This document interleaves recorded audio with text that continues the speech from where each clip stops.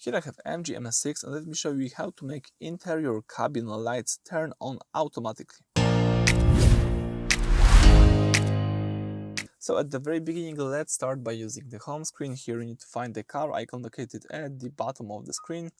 And here let's use the third tab from the top of the screen, which is the convenience.